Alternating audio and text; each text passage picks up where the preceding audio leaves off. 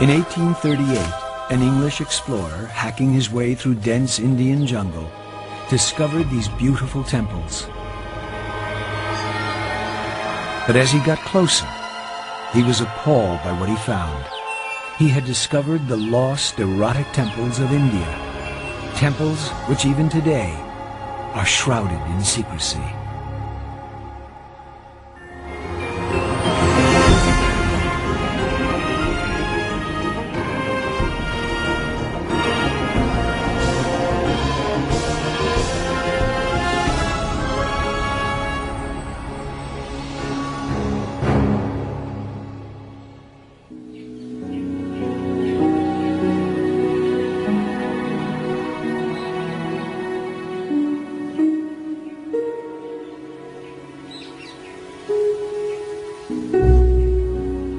This is the face of India that the whole world knows, the Taj Mahal, one of those amazing works of art that completely lives up to its reputation. With its perfect proportions, its white marble finish, and the beauty of its intricate inlay, it's consistently voted the most beautiful building in the world. It was built for love by a Muslim emperor in the mid-1600s, about the same time Versailles was being created for the kings of France. Shah Jahan built it for his favorite wife, Mumtaz Mahal. She died giving birth to their 14th child, and as she lay dying, she made Shah Jahan promise he would build her the most beautiful tomb in the world. Despite having a harem of over 5,000 women, Shah Jahan was madly in love with his favorite wife and promised to honor her wish.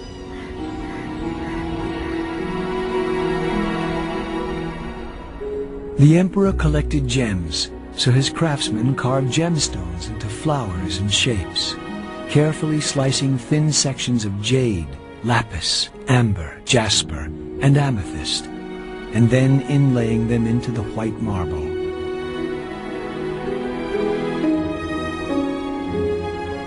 When the Taj Mahal was finished, its perfect white marble proportions at the end of a long, formal garden completely fulfilled Shah Jahan's promise to his dying wife. When people think of India, they think of the Taj Mahal. But there is a more ancient, secret India, hidden deep in its tropical jungles, where one of the greatest building efforts in human history produced thousands of strange and mysterious temples. But today, they are lost and forgotten.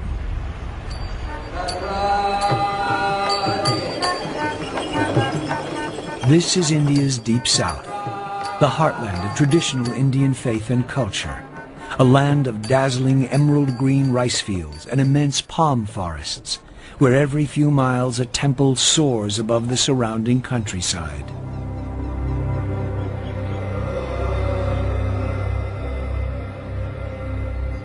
Here, over 1,000 years ago, one of the greatest kings of India, Raja the Great, embarked on one of the largest building programs in the history of mankind that still continues to this day. He and his successors moved more stone than the Great Pyramid of Giza, and his artists created some of the greatest treasures the world has ever seen. Over time, Raja's temples became larger and larger. This one is so vast that more than 200 Taj Mahals could fit comfortably within its walls.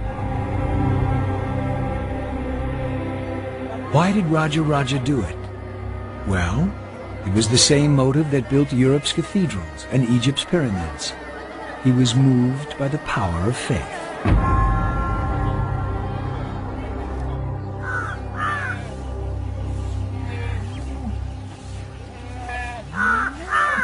This is a land with almost as many gods as people. Every day at dawn, 16-year-old Kala, the eldest daughter of this family, performs the same ritual.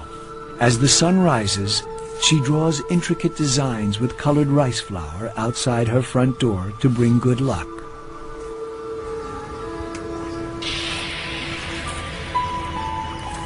Throughout southern India, women create these unique designs called columns.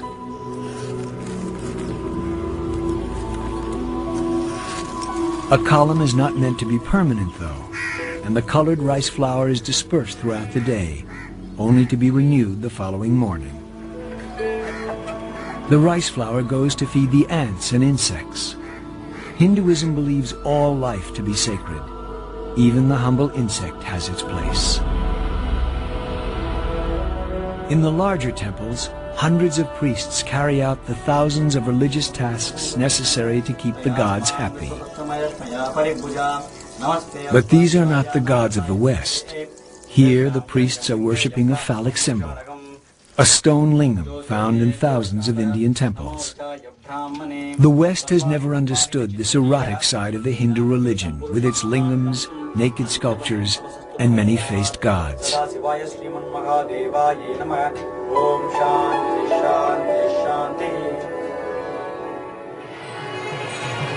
During festivals, the gods are taken from their shrines and paraded around the temple grounds.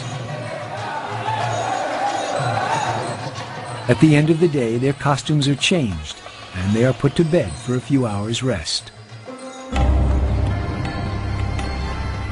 Indians believe that if these rituals are performed correctly, the gods will favor the villagers, cure their ills, protect their harvests, and bless their lives. For any religion to flourish, it helps to have friends in high places. But for Hinduism, with its vast temples and thousands of priests, it is absolutely essential. So India was lucky to have in Raja Raja the greatest patron of arts in all its long history.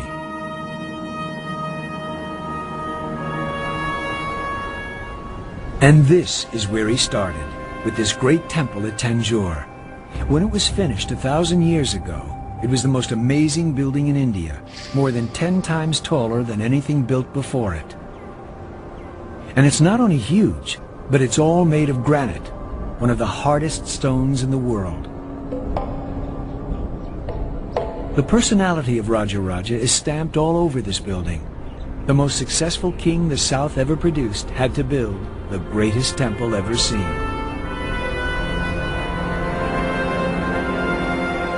The inner shrine under the large tower contains a large phallus, a lingam, 12 feet in height and 5 feet in diameter. The lingam is the symbol of one of India's most powerful and popular gods, Shiva. Every day priests wash and dress the lingam, pouring milk and other sacred potions over the stone. The lingam stood for the power and fertility of the king. So Raja Raja, as one of India's most powerful kings, created one of India's largest lingams. Until recently, we had no idea what the great king looked like. But then archaeologists made a sensational discovery. They found a narrow passageway running around the central shrine that had been sealed up and forgotten hundreds of years ago. When the excavators peered in, they found its walls covered with unique paintings from the time of Raja Raja the Great.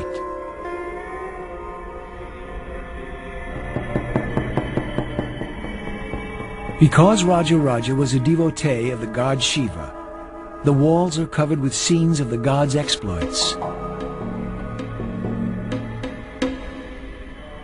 But there are also wonderful painted scenes of dancing girls with beautiful eyes. But best of all, they found the only existing portrait of Raja Raja the Great, with his bearded guru. As a follower of Shiva, Raja Raja's hair is piled up in dreadlocks, making him look like a Jamaican Rastafarian. He is standing behind and gazing respectfully at his guru, as well he might, for it was his spiritual advisor who was the force behind Raja Raja's insatiable appetite for building. And to build on this scale, you needed money, and the easiest way to gain wealth in ancient India, as in most places, was to grab it from your weaker neighbors. Helping Raja Raja was India's unique war machine, the elephant. Unique war machine, the elephant.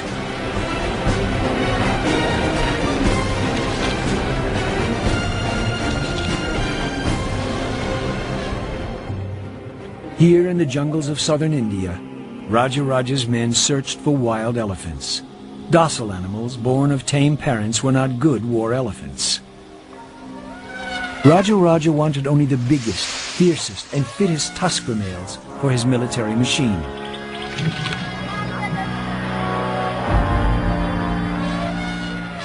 A stockade was constructed by up to 1,000 elephant trainers, or mahouts.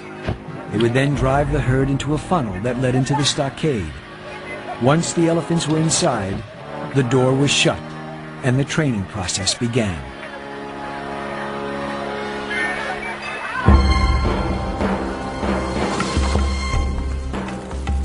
As recently as the 1960s, great elephants were taken from these foothills, using the same methods as in Raja's day.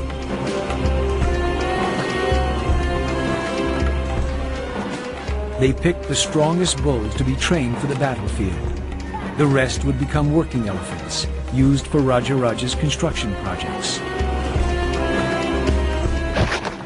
A single enraged fighting elephant was said to have the power of 6,000 horses. So how did the mahouts control this power and make sure their elephants were ready to fight? It was simple.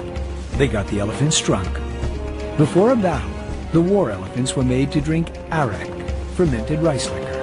As in humans, it made the elephants ready to brawl.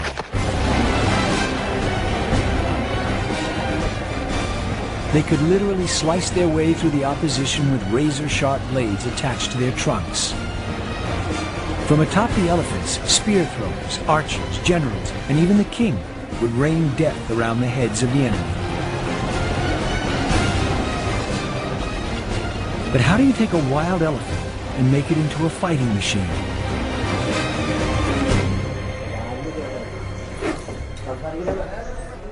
By the skills of the mahouts, the legendary elephant trainers of India. Mahouts have a very close relationship with the elephants they train and have a deep understanding of the animal's nature. As young boys, mahouts begin to learn the ancient traditions and secrets that will enable them to communicate with elephants by using gentle pressure of their feet and by the sound of their voice.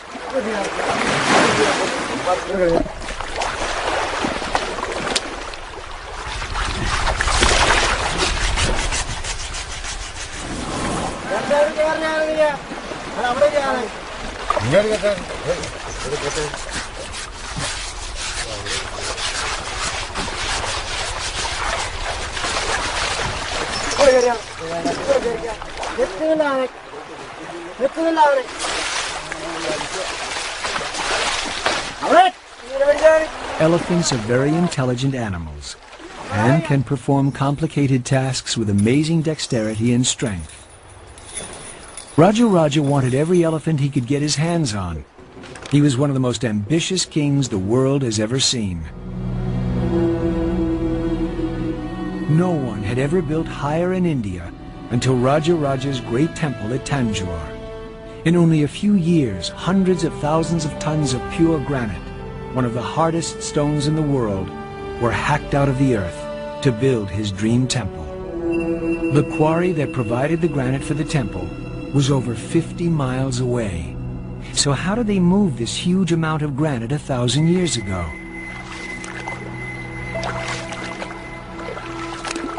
They used these ancient boats whose design has not changed over the centuries. From Bronze Age Ireland to modern Tibet, the coracle is mankind's favorite boat.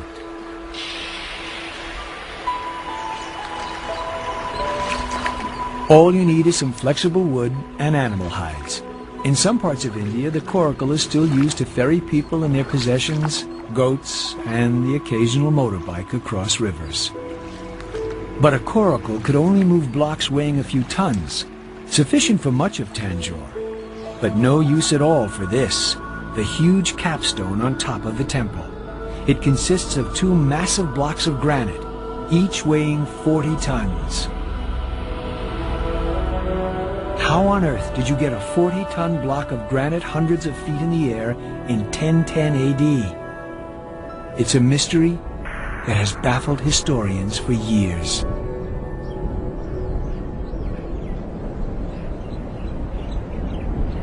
The exotic lost temples of India are as full of mystery today as they were when Western explorers first stumbled onto them over a century ago.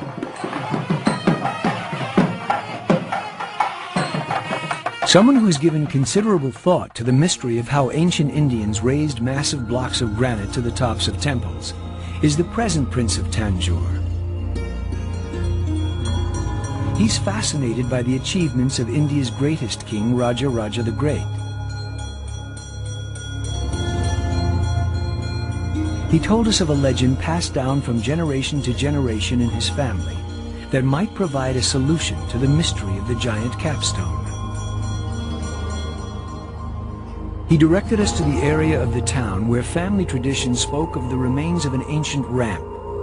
After searching the area, we found what clearly looks like an ancient ramp, with a gentle 6-degree slope pointing towards Tanjore Temple, which stands just over a mile from this spot. A ramp from here, with this gentle slope, would exactly intersect the top of the Tanjore Shrine, 216 feet in the air. What's more, the ramp is exactly where you might expect to find it.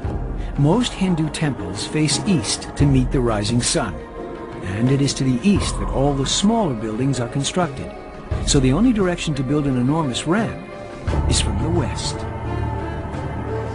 And that's just where we found our ramp. So the evidence points clearly to this being the remains of the ramp used to get the 40-ton blocks to the top of the temple. But how did Raja move 40 tons of solid granite up a mile-long ramp 1,000 years ago? Elephants. After all, he had tens of thousands of them in his army. But no one has used elephants to move blocks of this size in living memory. So, we decided to try an experiment. We ordered a block of granite to be delivered to a slope identical to the ramp we had discovered at Tanjore.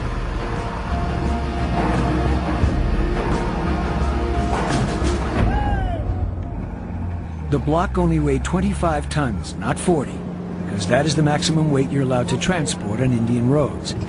Even this weight took 3 days and 3 nights to travel the 200 miles from the quarry. We prepared several wooden rollers, then brought in the powerhouse of ancient India, the elephant.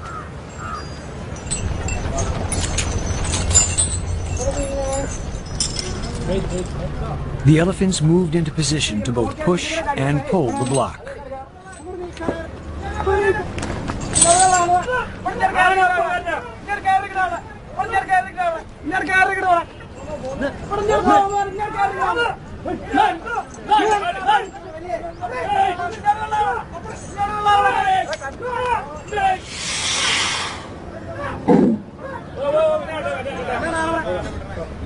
But despite all their efforts, it didn't budge.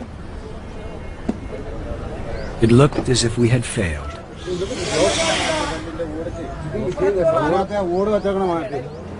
But one of the men who was handling the elephants noticed that one of the logs wasn't completely round.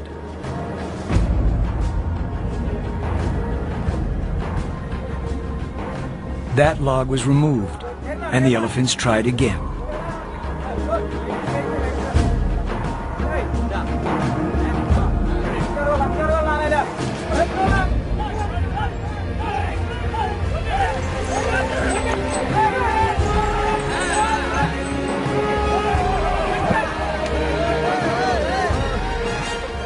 Success.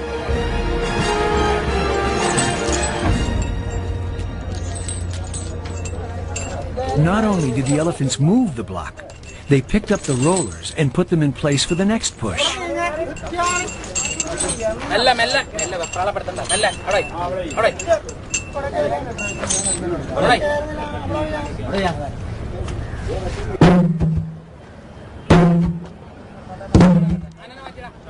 Our experiment showed how it was possible for Raja and his architects to move giant stones to the summit of his temple. But how did they cut the stones in the first place? Remember, this temple is built almost entirely of granite, one of the world's hardest stones. How did Raja's workers 1,000 years ago shape and carve this immensely hard stone using only primitive tools?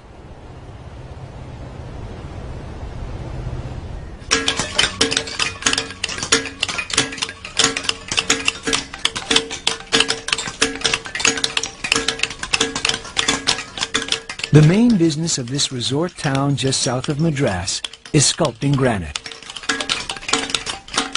This statue of Hanuman, the monkey god, will take a sculptor and his team of 10 men more than 6 months to complete. These sculptors have the benefit of steel tools.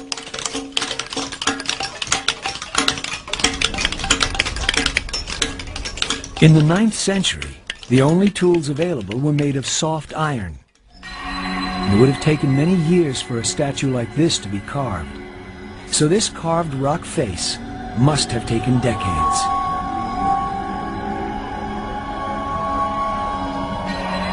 Known locally as Arjuna's penance, this granite carving tells a universal story.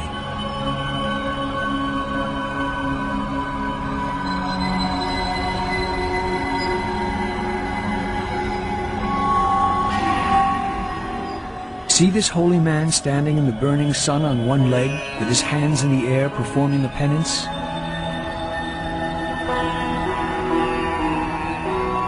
The artists clearly had a sense of humor, though. At the bottom of the wall is a little cat, holding the same difficult pose. Some mice, impressed by his piety, have come to worship him as a saint. One even has his paws clasped in prayer. Every Indian knows what happens next. The cat eats the mice. The sculptor is warning of the dangers of false prophets.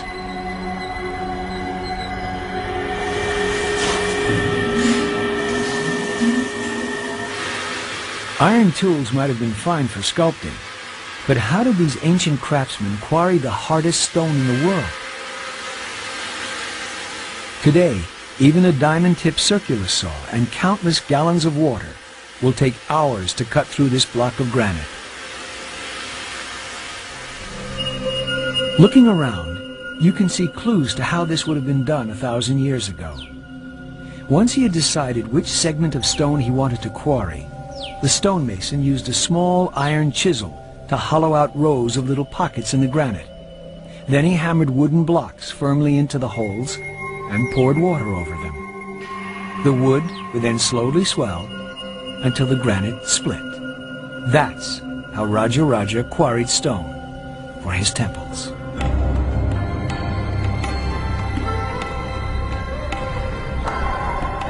During Raja's lifetime, millions and millions of tons of granite were cut and transported, because Tanjore was only one of the many temples he and his family built. Raja moved enough granite to build the Great Pyramid of Giza.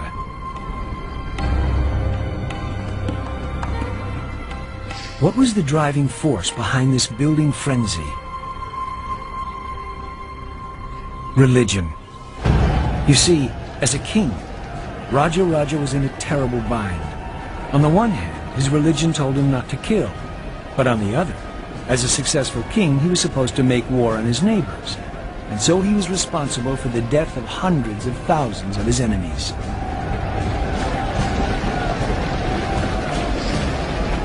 He firmly believed in reincarnation, and that his actions in this life would determine his luck in the next life. So given the blood on his hands, he might come back as a worm, or even worse. That's why in the painting of Raja in the secret passage of the great temple at Tanjore, the greatest warrior that India ever produced is shown paying respect to his elderly guru. The holy man held the key to Raja's salvation. He knew that Raja had to build more temples in order to ensure a good reincarnation. So the man responsible for the spiritual health of the king was painted in front of the great Raja.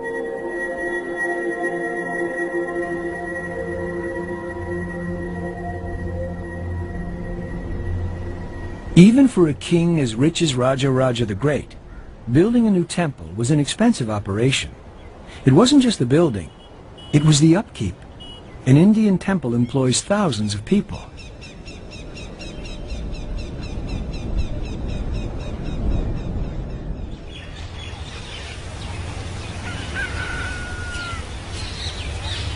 For centuries, here at Sri Rangam Temple, men have been selected from special families to pick and prepare the garlands of flowers for the gods of the temple.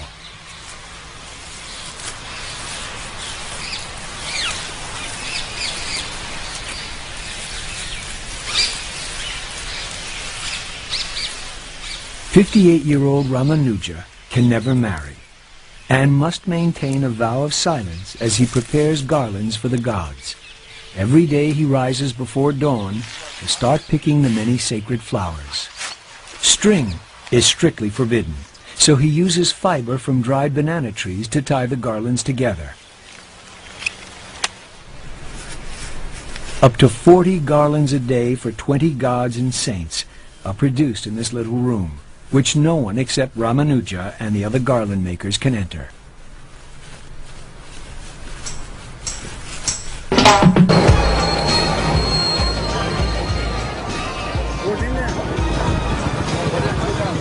Five times a day, Ramanuja walks from the flower gardens belonging to the temple, past shops selling everything from butter to bronze.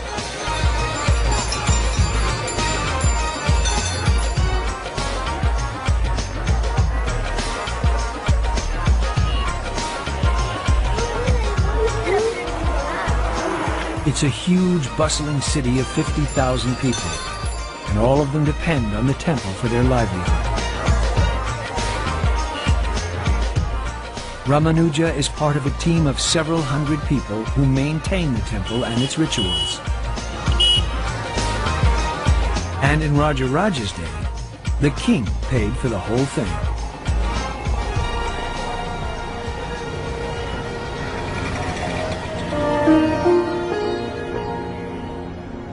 At the end of his journey in the heart of the temple, Ramanuja hands over his garlands to the priests.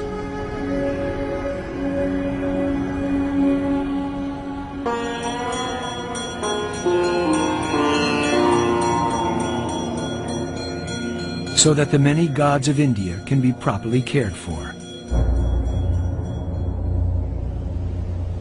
In his lifetime, Raja Raja's great temple at Tanjore was a hive of activity.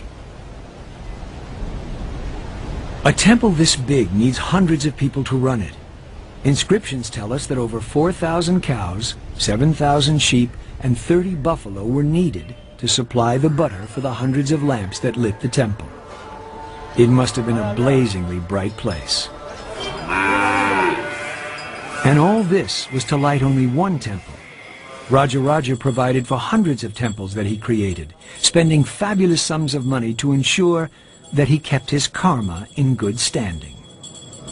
Because of his generosity, Raja Raja hoped the gods would overlook his many transgressions and be persuaded to reincarnate him in his next life as something a little better than a worm. This religious devotion led to an event that radically changed the entire course of all human history.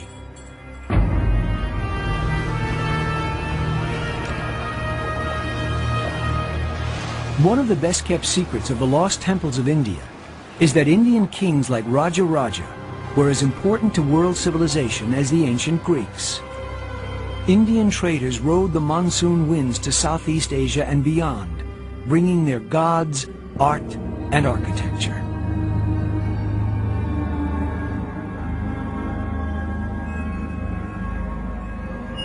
That's why, thousands of miles from Mother India, amid steaming tropical jungles, the temples of Angkor depict not Cambodian gods, but the gods of India, dancing on every wall.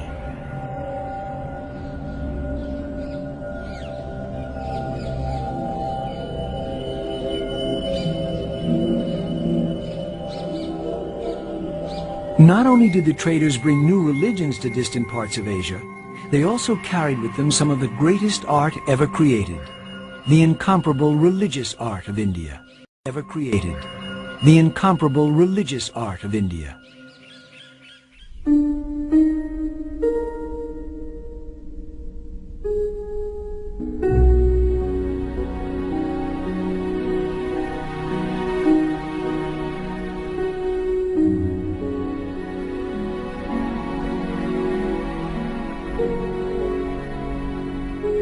This bronze was made for Raja Raja when Europe was still languishing in the Dark Ages, incapable of producing anything that approached the beauty and technical accomplishment of this piece.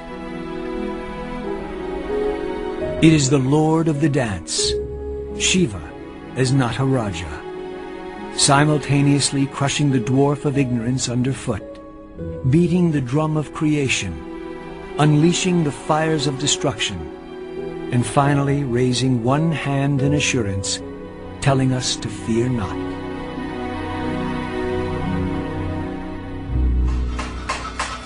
Near Tanjore, artists still create bronzes in exactly the same way as they did in the time of Raja Raja the Great.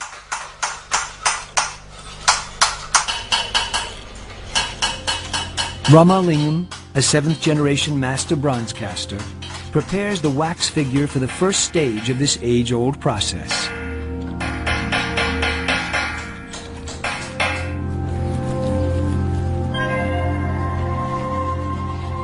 After the figure has been shaped in wax by the master, mud from the banks of the sacred Kaveri River is packed around it.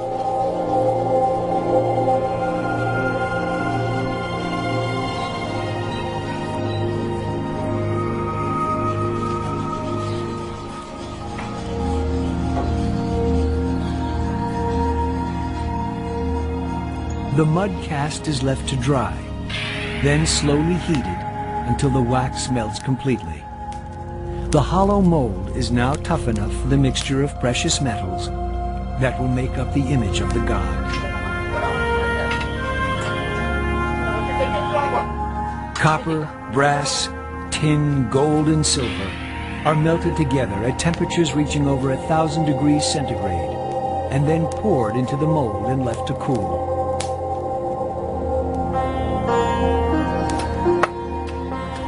Once cool, the mold is broken, revealing the icon that is then given finishing touches by Ramalingam's assistants. Every single bronze statue is a unique piece, intended to bring the people closer to God. Ramalingam says, the beauty of the classic bronzes of Raja Raja's time is because of their liberal use of gold.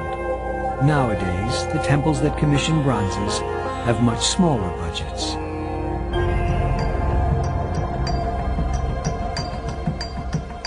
Shiva as Nataraja, caught in a snapshot pose, dances the world into existence. The abandoned whirling of Shiva as he conquers the 3 demons was one of Raja Raja's favorite images.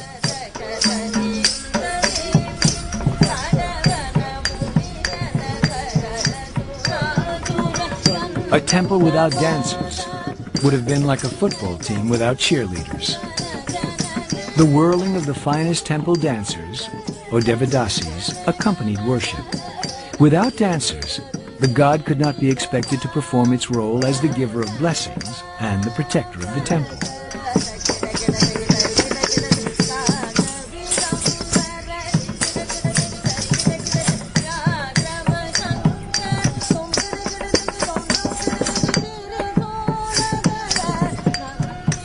A Devadasi, or servant of God, in the days of Raja Raja, was a member of a cultural elite.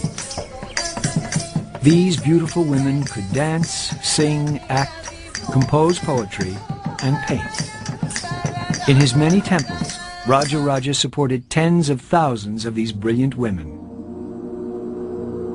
But no golden age lasts forever. A new threat from the north, invading Muslim armies, brought an end to his dynasty.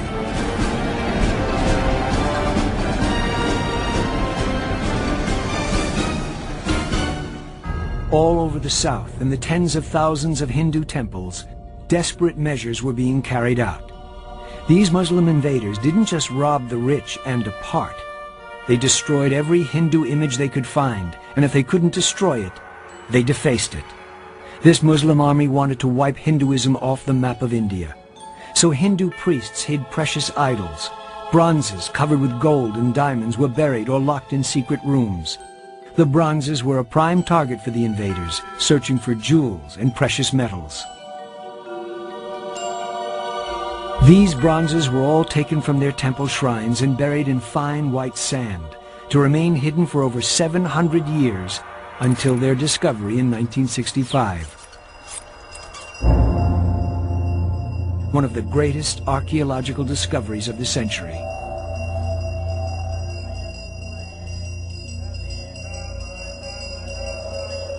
This room, hidden in the recesses of one of Tanjure's smaller and more obscure temples, was full of stone idols collected from other temples and stored here. The room was then sealed and forgotten. When it was rediscovered hundreds of years later, no one knew which idol belonged where, so they have stayed here ever since. The Muslim invaders never managed to suppress the Hindu religion, only loot its treasures. Southern India shrugged off the Muslim invasion and rose again to yet more splendid heights.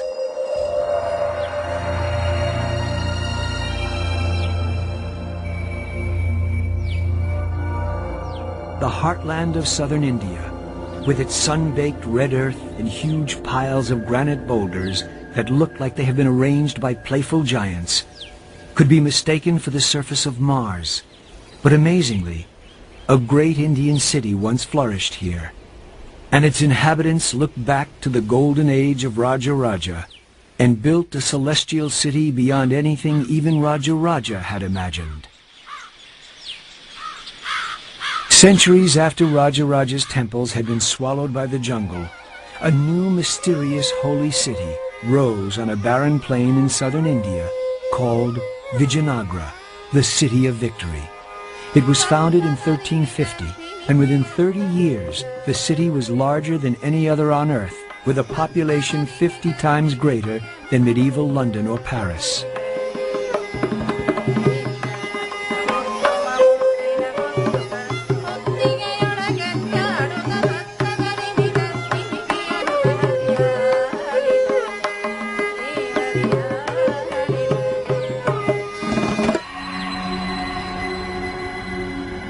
It arose from the chaos following Raja Raja's dynasty, and its founders were determined to carry on his tradition of art and architecture.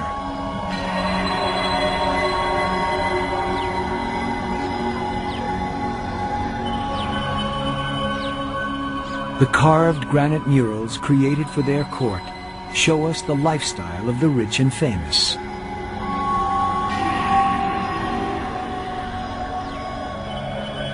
The kings liked to hunt and had their acts of bravery carved for all to see. And they also liked their dancing girls. And here, Portuguese traders with their sharp, pointy beards appear before the clean-shaven king. These Portuguese wrote about the life of the city and the lifestyle of its king.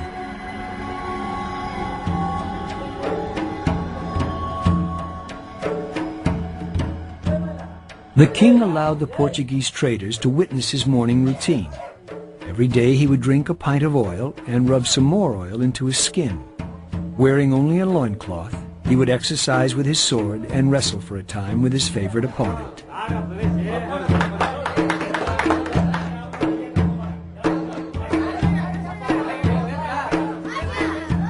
The people of Vijayanagara still carry on the tradition of wrestling.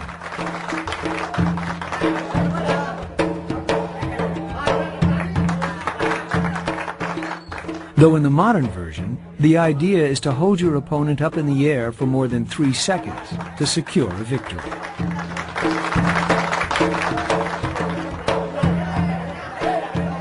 Ancient wrestling was far more brutal. The Portuguese wrote of blows so severe as to break teeth and put out eyes and disfigure faces, so much so that here and there men are carried off speechless by their friends. After he had finished this morning practice, the king would mount his horse and ride from one end of his great city to the other.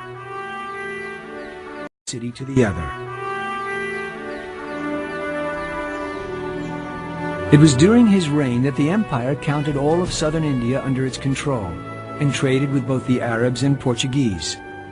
This road leading up to a great temple was said by the Portuguese to have been a broad and beautiful street full of fine houses.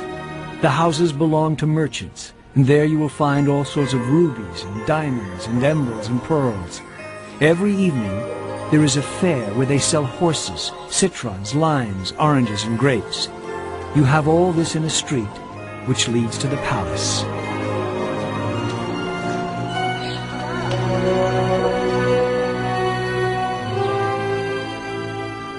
In the heat of a southern summer, life at Vijayanagara was only made bearable by water tanks, the swimming pools of ancient India.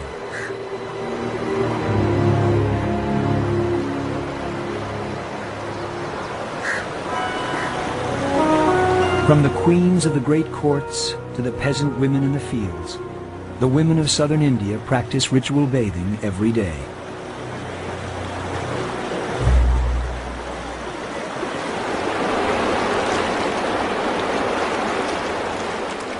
This is where Europe learned that it might be a good idea to take a bath more than once a year.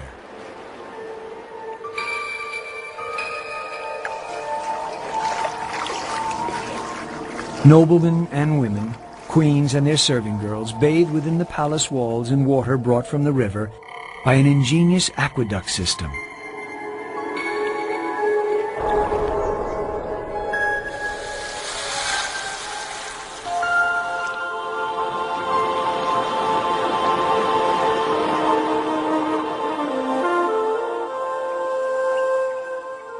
The City of Victory is literally covered in game boards. Carved everywhere on boulders, the floors of temples and palaces, are dozens of games. So it's not surprising that chess was invented in India.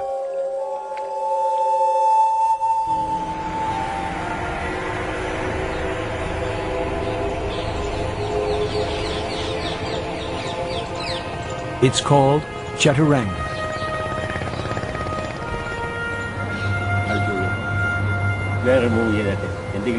This is the game that the kings of Vijayanagara played to sharpen up their battlefield skills. Check. The elephant piece was the castle of today's game, and the most powerful piece. It can move in all directions, and even leap over weaker pieces.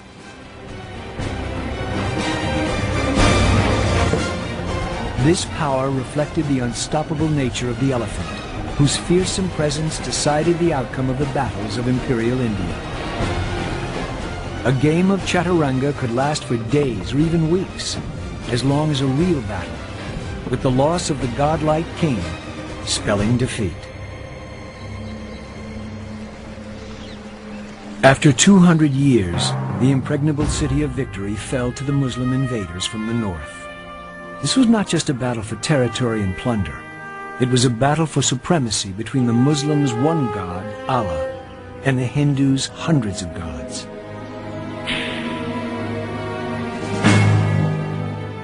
The Hindu general was beheaded on the battlefield, and the battle was over. His army stopped fighting, downed their weapons, and retreated when they saw their leader's head waved aloft on the end of a spear.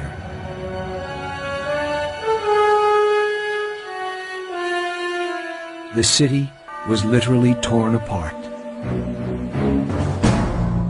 To this day, it has never been resettled. The city that was in its day described by a Portuguese trader as large as Rome and the best provided city in the world is now, like Pompeii, a ghost town frozen in time, lying empty and strange amidst the barren plateau, the last seat of imperial southern India, a city of ghosts.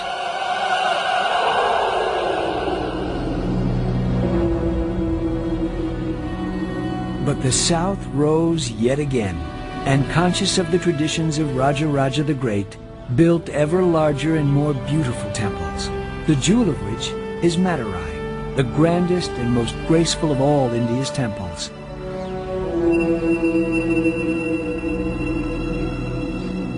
Yet for every 100 people who visit India, less than 10 journey south to gaze upon these incredible temples.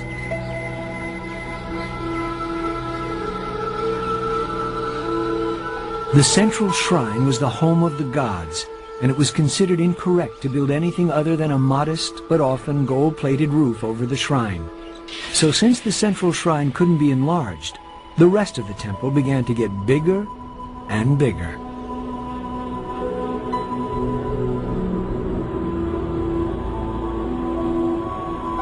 This expansion created the ornamental gateways called gopuras.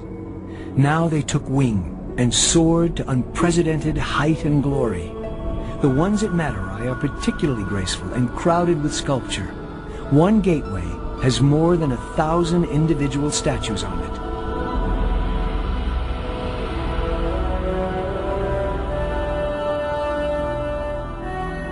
Today, the temple authorities repaint them regularly and in their original vivid colors.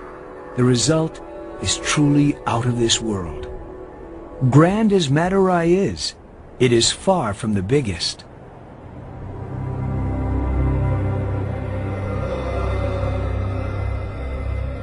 That title goes to Sri Rangam, which is so vast that it could comfortably hold the Kremlin, the U.S. Senate buildings, and the Houses of Parliament, and still have room for the Palace of Versailles and St. Peter's in Rome.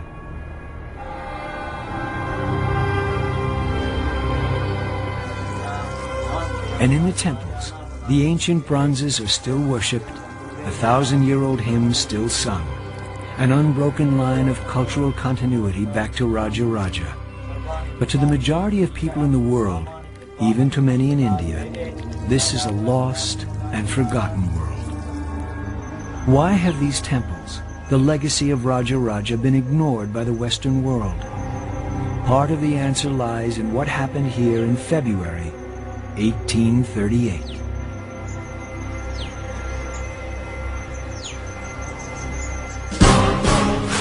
The lost temples of India were discovered in February 1838 by a British Army officer called Captain Burke.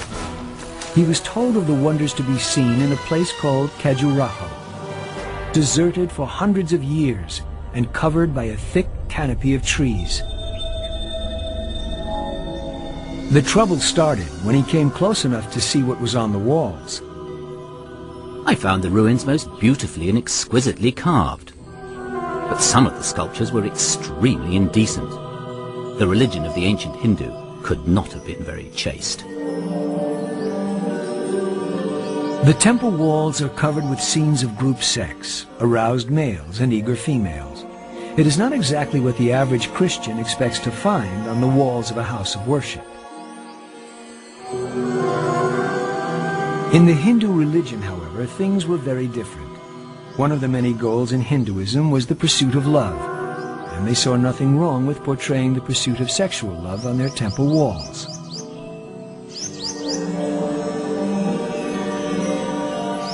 But these temples shocked the European visitor, convincing him of his moral superiority. "Our religion is sublime and pure and beneficent," said William Wilberforce, the man who ended the slave trade within the British Empire. "Hindu religion is mean and licentious and cruel." The sensuous nature of Hinduism was too extreme for the Victorians. The erotic temple sculptures and the lascivious activities could not be mentioned in mixed company. It was the Victorian sense of propriety that caused the temples and art of southern India to be ignored by tourists and scholars. A world that matched the Greeks in culture and the ancient Egyptians in building slipped back into the jungle, a lost world.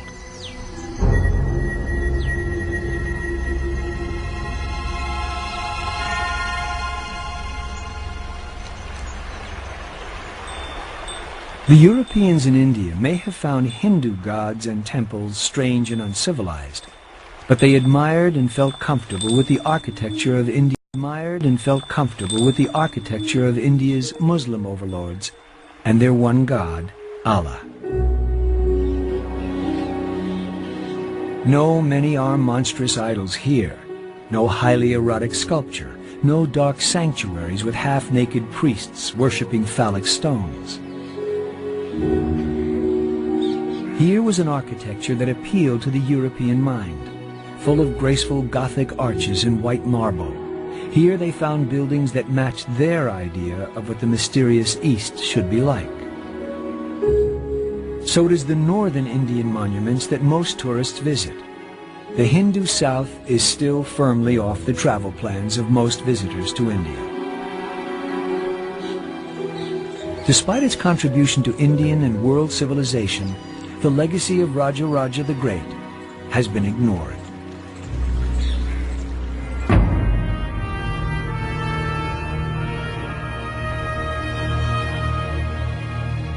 But in southern India, in the temples that Raja Raja and his successors built, the priests still carry out ancient rituals that have remained unchanged for thousands of years.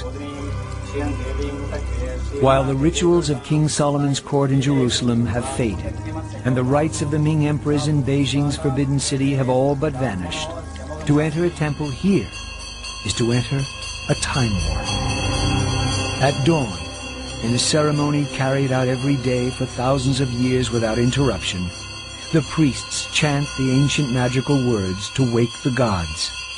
Gods carved in stone by Raja Raja, the greatest Hindu king that ever ruled.